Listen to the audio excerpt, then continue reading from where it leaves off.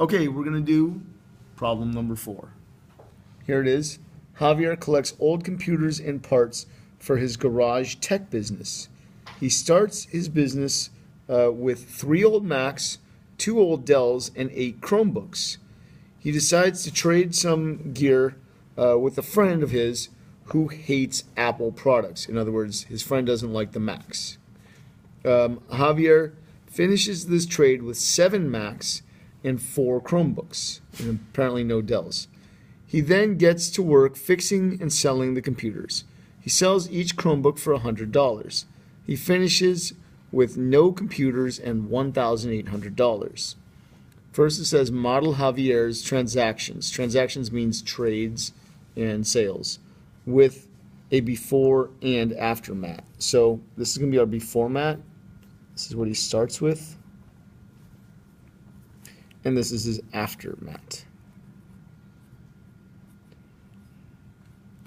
All right, so we know that whatever's in the beginning has to be equal to what's in the end.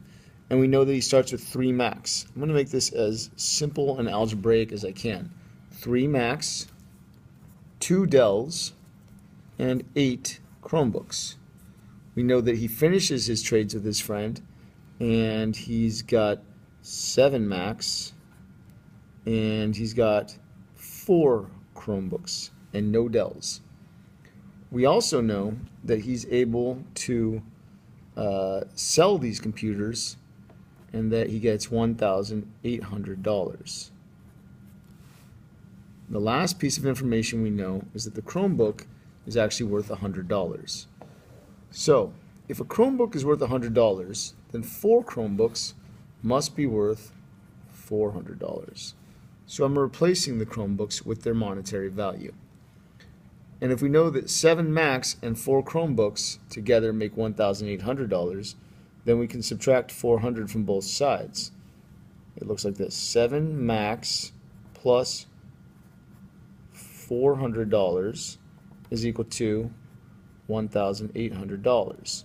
So if we subtract 400 from both sides, we find out that 7 Macs are worth $1,400. Therefore, if we divide by 7, we get that the Macs are worth $200 each. Okay, so we know that the Macs are worth $200 each. So these 7 Macs can be replaced with $1,400. Therefore, 1,400 plus 400 is 1,800. So when he sells the 7 Macs and the 4 Chromebooks, he gets his $1,800. Now we can work backwards to the beginning to try to figure out what the Dells are worth. We've already discovered that Macs are worth $200 each. So if there's 3 of them, they're going to be $600. We were also told that Chromebooks are $100 each. So if he has 8 at the beginning, then he has $800 in assets there. So now we know that it's $1,400 between these two, plus the 2 Dells.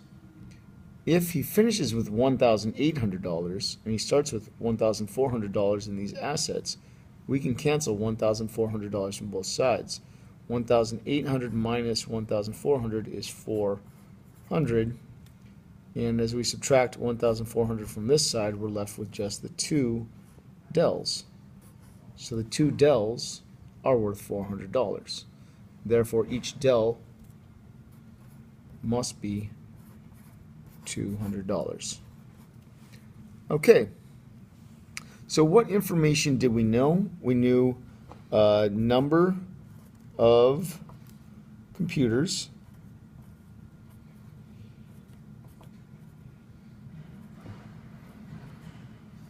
We knew the final amount of money.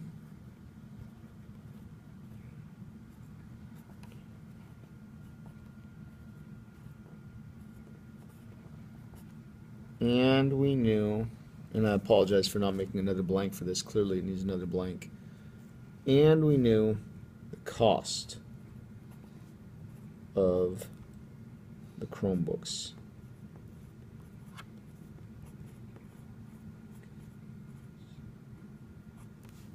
Okay, what information do we need to know? We need to know the cost of the Macs,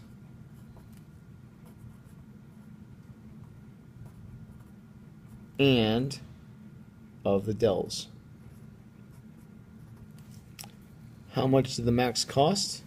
We figured out the Macs by plugging in the value of the Chromebooks and then isolating the Macs and finding out that the Macs were $200 each. And then how much were the Dell computers?